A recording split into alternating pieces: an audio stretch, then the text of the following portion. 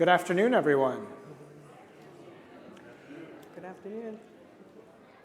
It may make sense to close the door in the back, at least until the ruckus passes.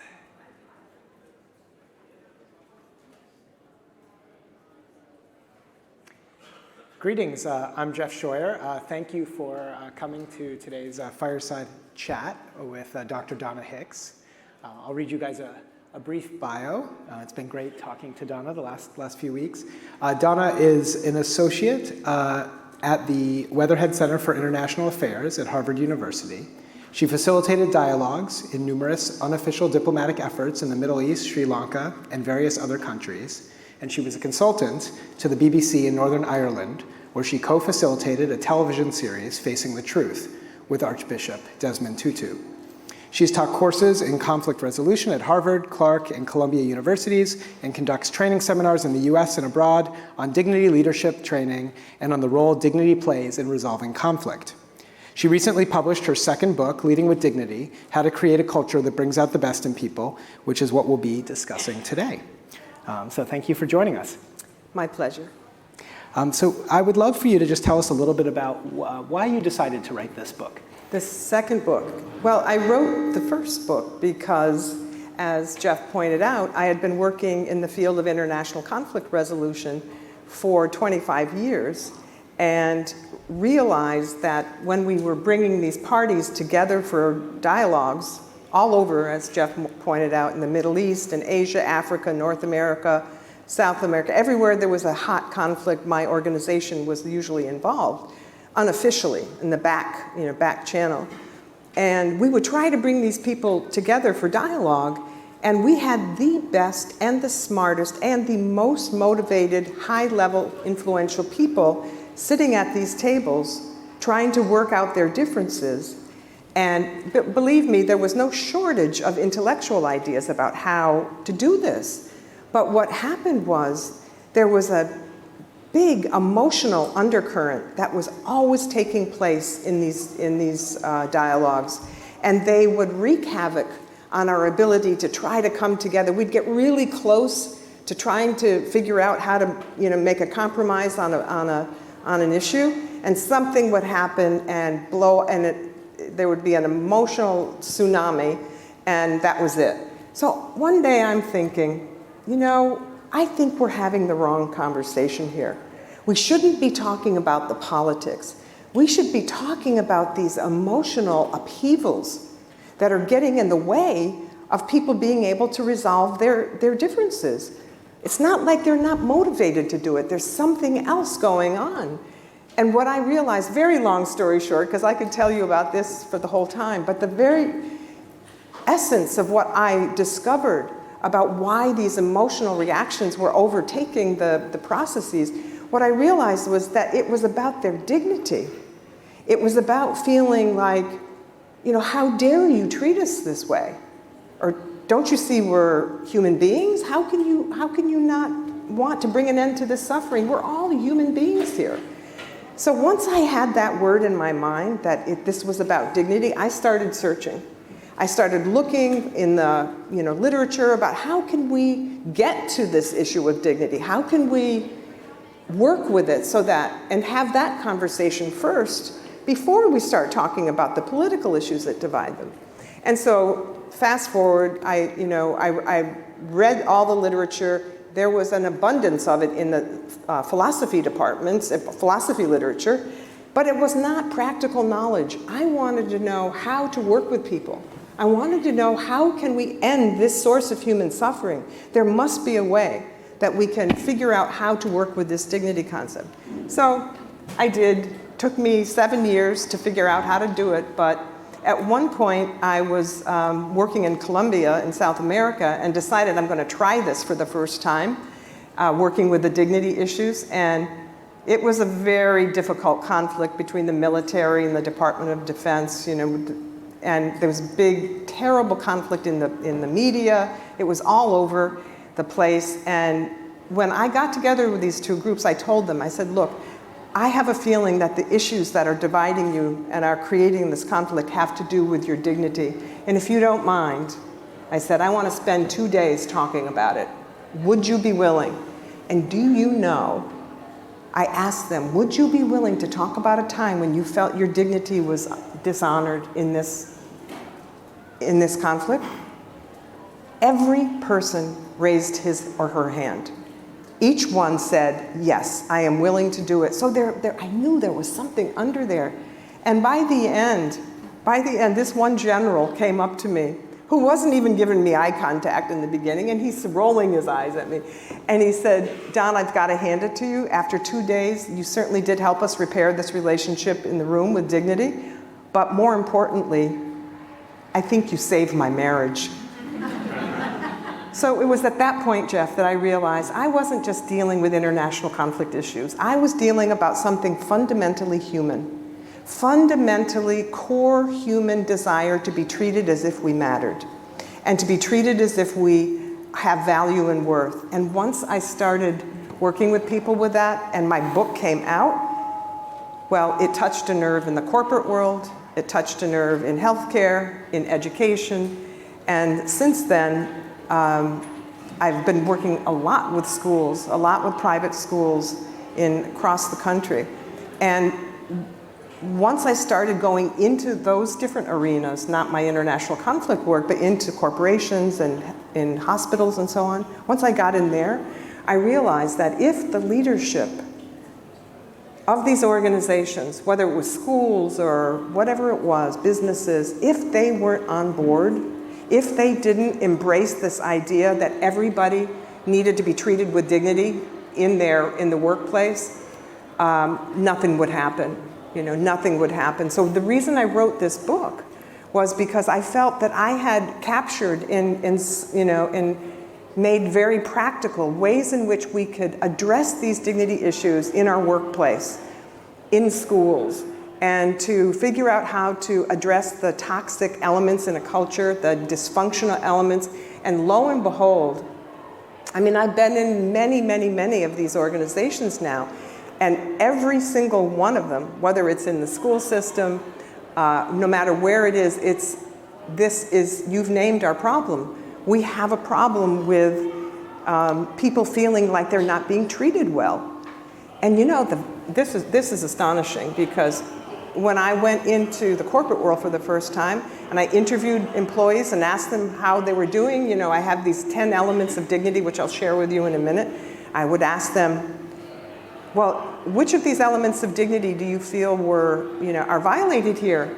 And the one element that 80% of the people whom I interviewed, the one element was the element of safety. People did not feel safe, not so much physically unsafe, but they didn't feel safe to speak up when something bad happened to them at work. That culture there wasn't an ecosystem in that culture that enabled people to be authentic, to be open, to be, unfearful of giving feedback to the person who violated them. So that's really why I helpful. wrote the book. Yeah, because I realized we're experiencing an epidemic of indignity. And it's not just here in this country, it's global. It's a global epidemic. And I'm hoping that leadership in these organizations will embrace it, will take it seriously, and will do what it takes to create these cultures where people not only feel like they can be safe, but where people feel like they can flourish. And I think dignity can take us there. And so let's define our terms a little bit. How do you define addressing somebody's dignity versus leading with empathy or leading with respect? Mm-hmm. What is the difference between those terms? So I think that there's a big difference between dignity and respect, and I'll tell you why.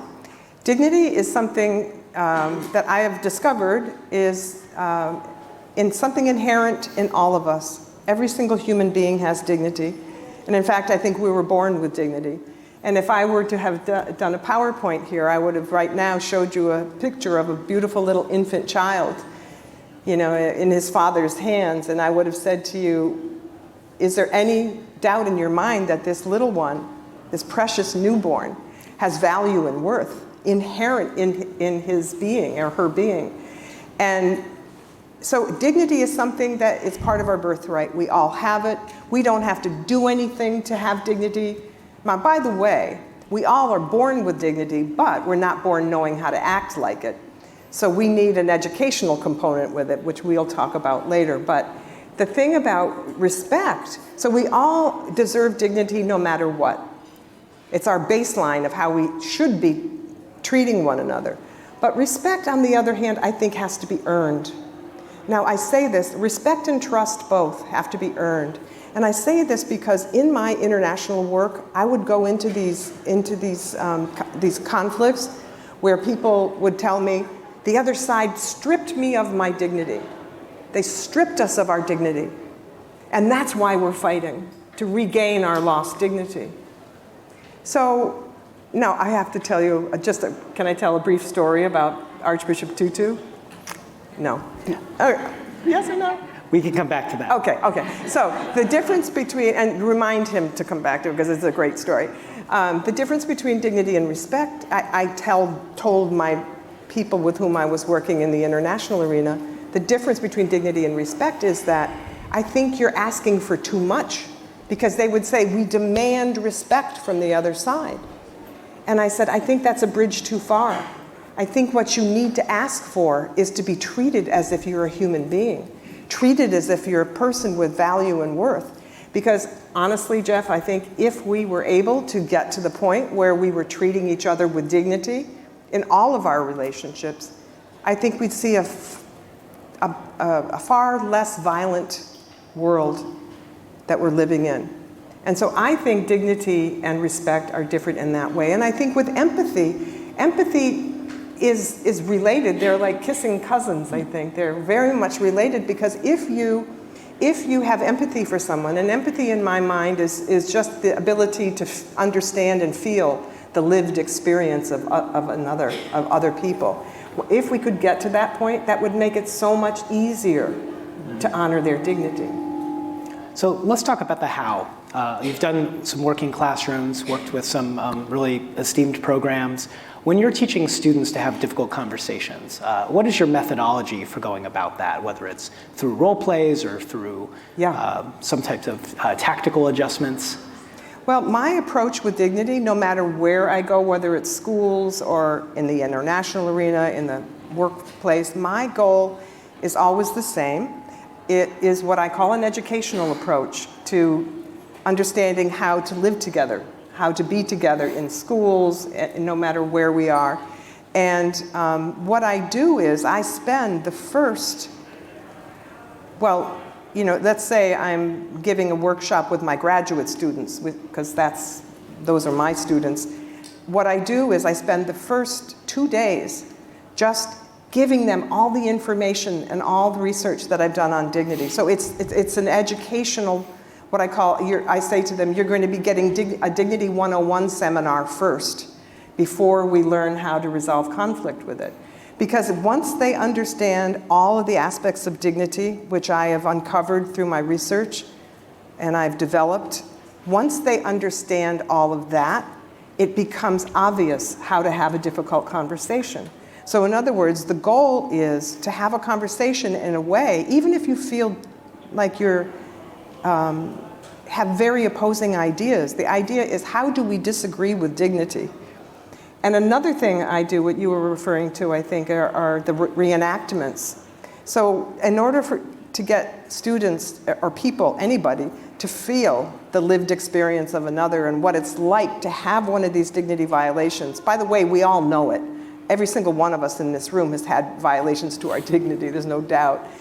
But what I do is I do these reenactments where I ask the students to tell me about a time when they felt their dignity had been violated. And then we reenact them on stage. And so everybody watches. And the whole point of that, Jeff, is not to keep this in their heads, because this isn't an intellectual exercise. Understanding dignity is a deeply emotional event. And so I want them to see, through reenacting the stories, what it was like for the person who was telling the story. And then I have these 10 elements of dignity, which are acceptance of identity, fairness, acknowledgement, recognition, giving people the benefit of the doubt, independence, and accountability. I missed a couple there. Anyway, but there's 10 of them. And they then match up the 10 elements of dignity. Safety, of course, I missed safety. Whoops. They match up these elements of dignity with their story. And it shows them how obvious it was that the person felt so bad, because these 10 elements, normally all of them are violated in a story. So it really, and it develops the empathy that you were referring to earlier.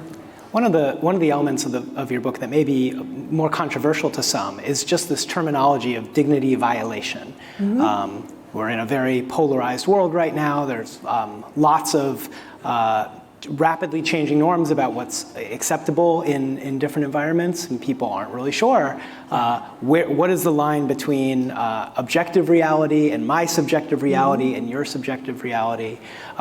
So how do you differentiate what is a dignity violation versus what is just somebody feeling upset, but not necessarily because something has been done to them, but just because they have their own narrative, their own perception of reality?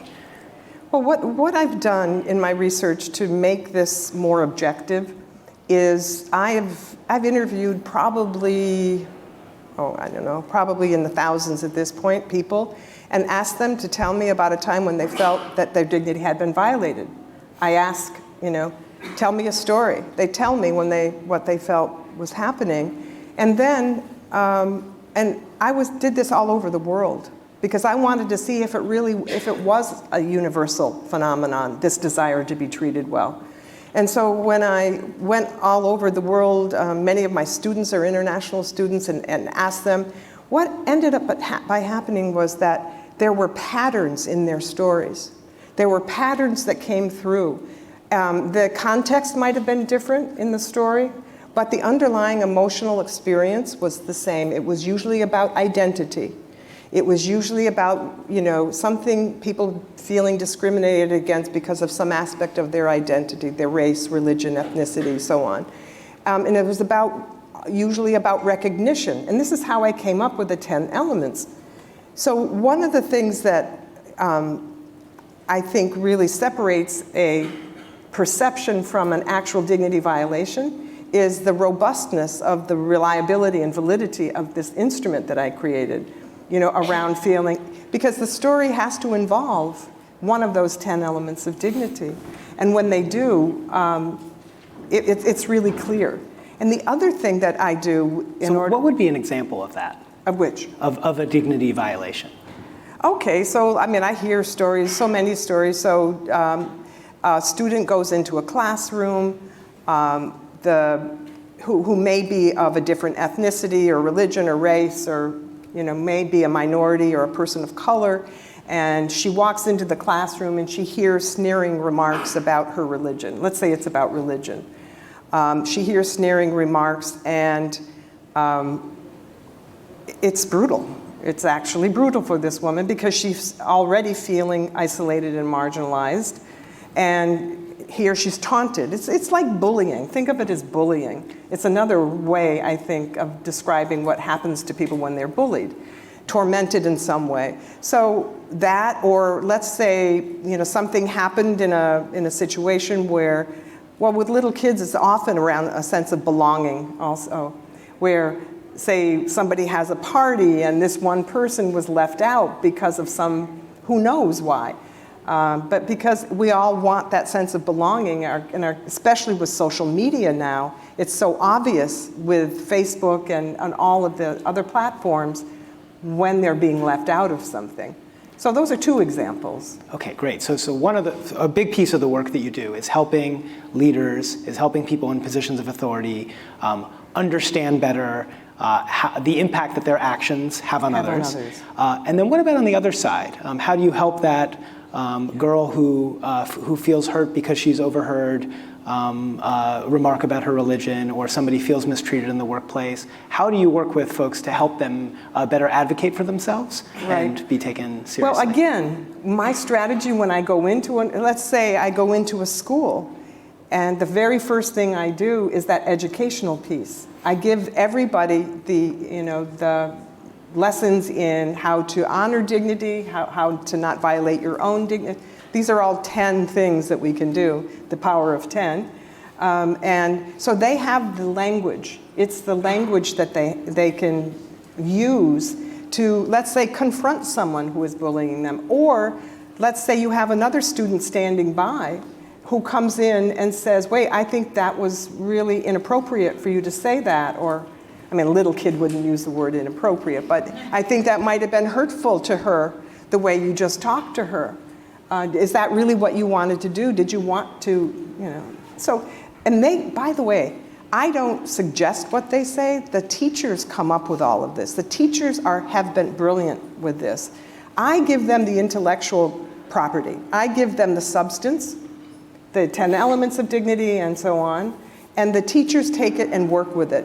So, and it seems that so much of conflicts that emerge, and you've done a lot of work with conflict resolution, emerge because of fear, because of ignorance, because of misunderstanding. And so when things are as black and white as both people agree on the facts, then it's a little bit easier to remediate. But when one person's view is different from another person's view, when the person has made a comment and is unaware that her comment may have hurt somebody, how do you help those folks engage in that scenario? Well, again, they use the language of dignity. They use the tools that I give them, which is to say, how do you defend your dignity? How do you actually approach a person who you felt has done harm? And the secret about that is to not do it when you're all upset and angry. The secret to this is that you want to create an environment where your own internal environment, where you're able to give that kind of feedback in a way that doesn't feel like a weapon and that you're returning the harm to the other person. So. And as you were doing your research, you reference a lot of other works, Carol Dweck's Mindset, and kind of a number of others. What are some of the authors and some of the studies that have had the biggest impact on you in terms of conflict resolution and self-advocacy? Yeah. One of the biggest, and I was just about to say this, but one of the biggest benefits that I felt that I have gained from work that's been done outside of my field is in the world of social neuroscience.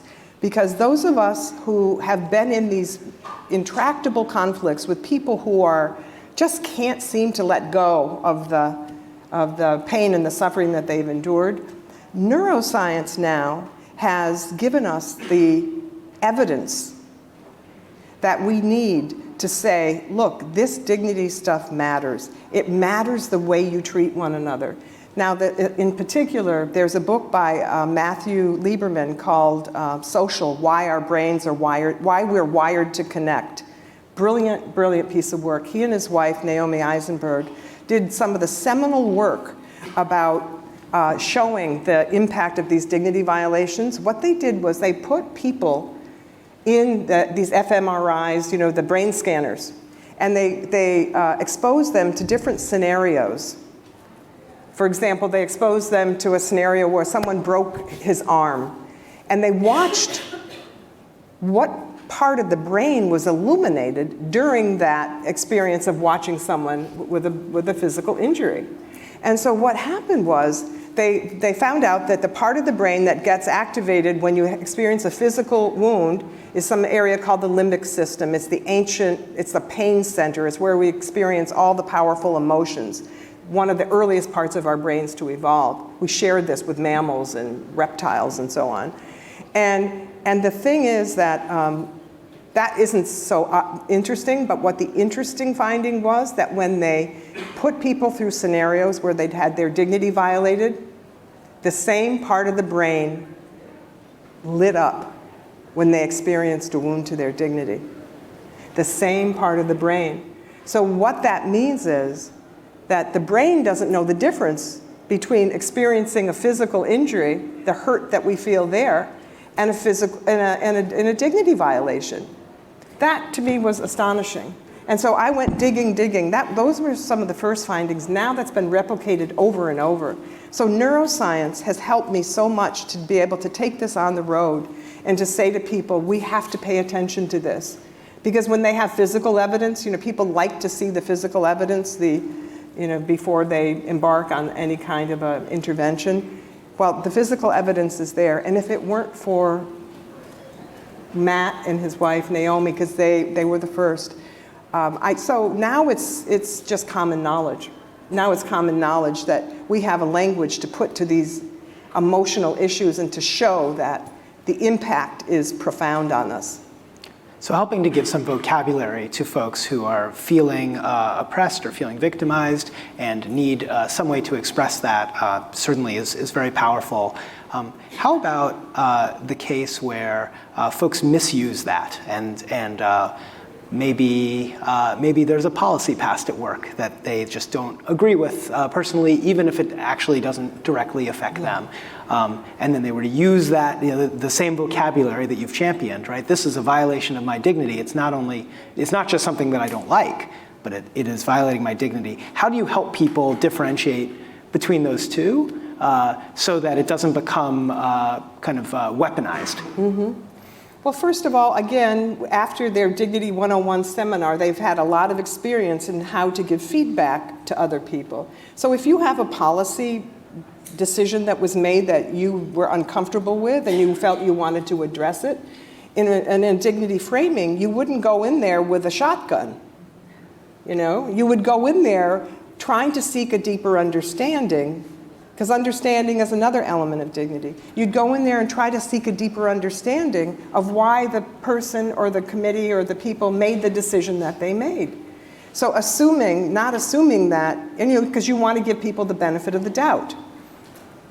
And so anyway, that's how we would work with that. You could only go in with a shotgun in some states, right? Well, yes, that does, yeah. Hopefully in no schools. So could you tell me a little bit more about the context of what that conversation should look like, where someone can have a conversation that says, hey, this is how I'm feeling. When you did this, I felt this way.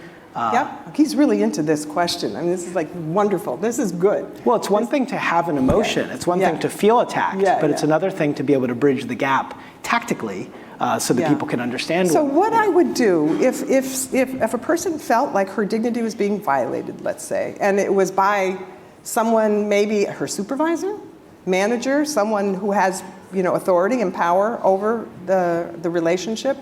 These are the most challenging, because I'll start with that, because they are the most challenging. What I have been able to accomplish with people in organizations is instructing them how to give that feedback in a way so that it doesn't feel like a weapon. For example, one of the things that the people have come up with, a lot of people with whom I've worked have come up with different phrases, different words to use, different ways of approaching it. So the most effective way that we've found so far is to say, look, my relationship with you here at work is very important to me.